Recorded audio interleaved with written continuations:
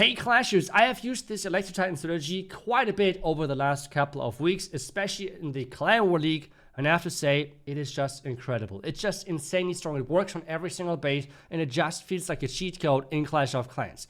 I will show you exactly how you can play this strategy, what are the most important things you should look out for when playing this strategy as well, and as well, what are the equipments you should run. On the Barbarian King, you have a couple of different options.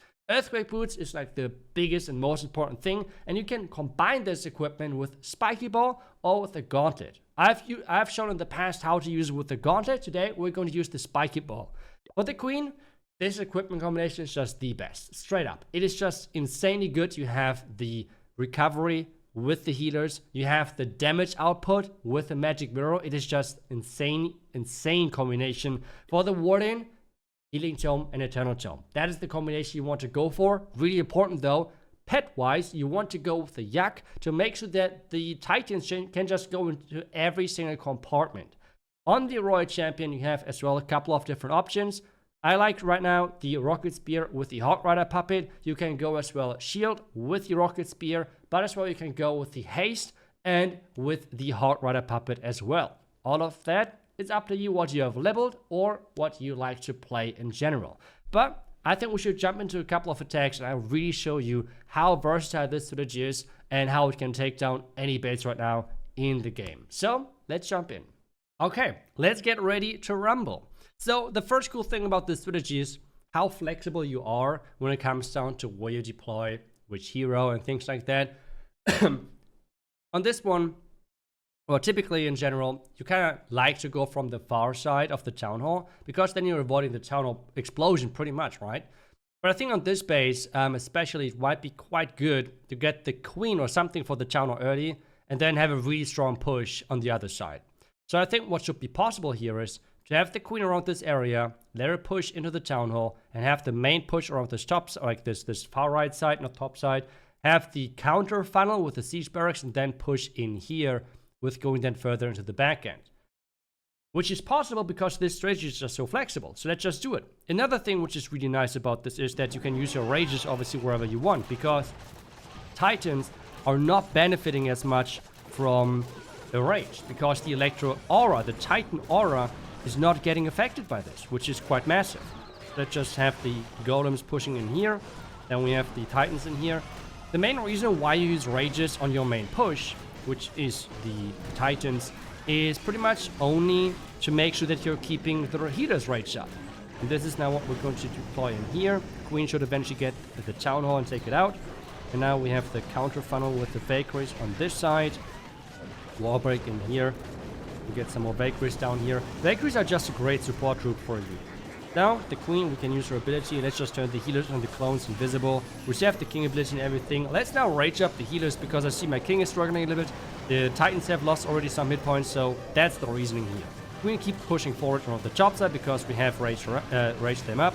King going down. We still have the Warden ability if we wanted to use it. So I think so far we're looking good. We can now use that Warden ability. Keep an eye on our Queen and support whatever side of your main push is struggling with the Royal Champion. Now we can as well like deploy this one here, this one there. I think we won't rage up the healers right now because there's a Single Inferno Tower, so it wouldn't matter anyways. Like the Single Inferno Tower will melt through anyways. So instead we're just going to support with our rages whatever we feel like is needed. I think this Royal Champion might be a nice thing to support. And this means Royal Champion can just keep pushing through. We still have her ability and everything. We have still the Hawk Riders from there. And we can just support whatever we want with our spells. And this is really the crazy thing about the strategy, that everything already is really strong on their own. But you can just make things even stronger with adding the spells to them. So just like this. And we're done. Having a couple of spells left over. This base is just completely gone. Just putting everything everywhere. And the first base is just gone. With a other classic mass attack, you might have the problems of like, oh, I have to go from the far side. But then you're really far from the town hall. But with having this specific approach, and especially those equipments, you can go for the town hall with the Queen, have this push around, have the funneling with the siege barracks. Like, it's just super simple and straightforward if you can really get into the thinking of this strategy. But just to make this easier for you, we will do more attacks so I can show you more what is possible. And as I said in the beginning, playing the strategy more and more, especially during the Clan War League, it just feels like straight up cheating. It's just insane how strong this is. But hey, let's do the next attack so I can showcase you what exactly I mean. First off, like whenever you're picking an entry, there's a couple of things, and it's all about the flanks typically, okay? When there is a lot of damage on the flank, this is somewhere where your troops would go down really quick. So instead of going to the eagle, because if you take a look at the flanks, we have this part and this part, there's like even the queen would struggle to keep alive through that.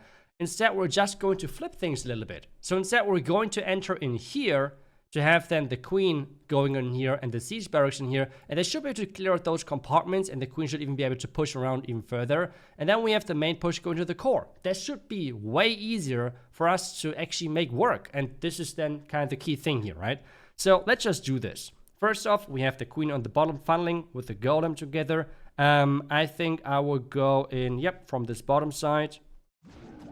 With the queen together, we can as well support with the bakeries and everything. Now this is looking really solid already. Next thing for us, we can jump in here, distract already a little bit. More funneling, wall break, the siege barracks.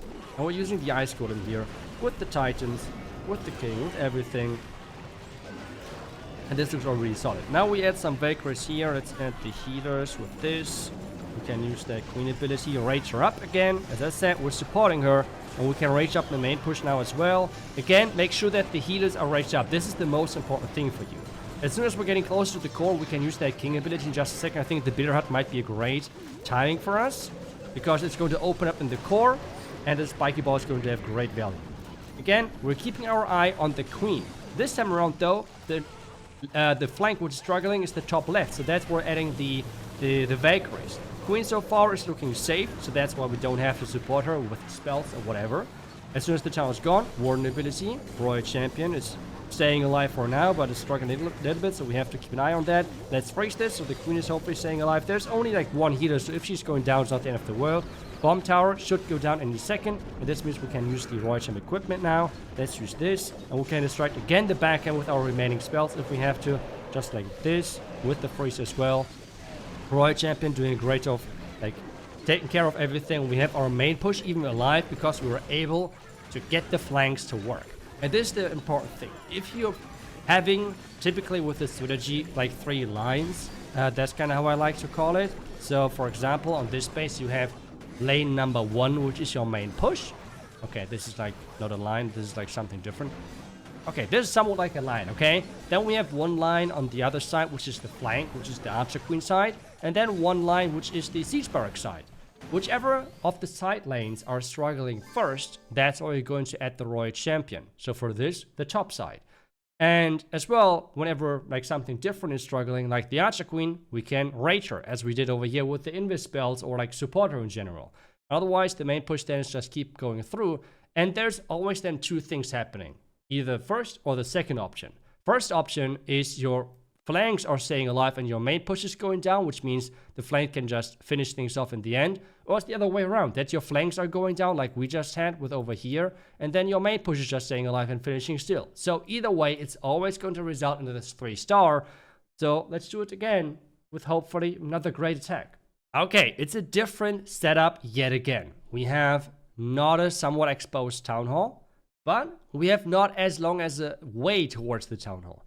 But again, we have to take a look at the flanks. So is it best to get in here and then towards the town hall? Or is maybe like another option for us, because that looks somewhat more decent, to get in here and use this as a flank and this, which should give us more control overall, right? So I think that's something which I prefer. As well, we could use the Archer Queen on this side and the P.E.K.K.A. and everything on this side. I think it doesn't really matter as much, but I feel like because there's more damage over here, I will use the Archer Queen on this side. And as well, I feel like this is the side which takes more time to funnel, so we can just start with the Archer Queen, let it work for a little bit, and then add the Golem, and add the rest of like the other troops on the other side. But give this Archer Queen the time she needs to funnel. Then, let's take a look on the other side. We're going to Wall Break again, and then later on jump into the middle part. Funnel our siege barracks, make sure that they're going into this compartment so they're actually getting everything done.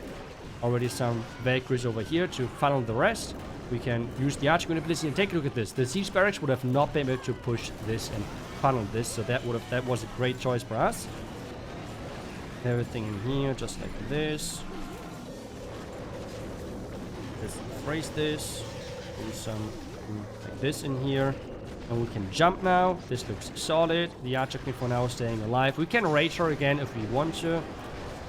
We can use that Warn ability in a second as well. Or the King ability or whatever we want to use.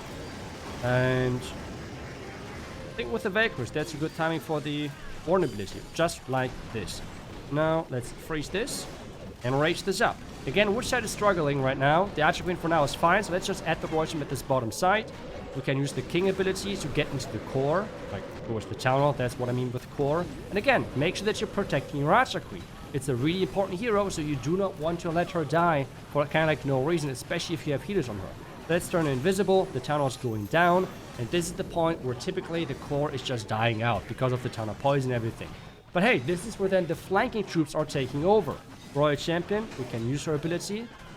We can wall break my queen. Okay, we cannot wall break my queen because we already used all of those spells. But hey, this is now, as I said, where the flanks are taking over. We can use the cleanup already. Royal Champion is here, queen is here, and this means the last building is gone. So yeah, you really can see it's all about identifying the right angle. It's all about identifying the flanking options and how strong they are. Because again, we got this bottom compartment with our siege barracks. So that was a success. We got our main push into the core because we did great job funneling. Which means picking this side here with the Archer Queen because there were so many storages, so many buildings, so many possibilities for traps that the Archer Queen was here really nice. And again, she did her job, so it was a success. And this gave our main push the pathing and allowing everything to go into the core. Do not overuse the spells for the core push, especially if they're pushing into the town hall. This is typically the point anyways where your troops are going to go down and where you do not want to overcommit to your spells. Instead, make sure that your flanks are staying alive and they will always finish things off going around your main core, using them as tank and utilizing in the end the damage spread between everything to make sure that you're getting that 3-star. And that's it.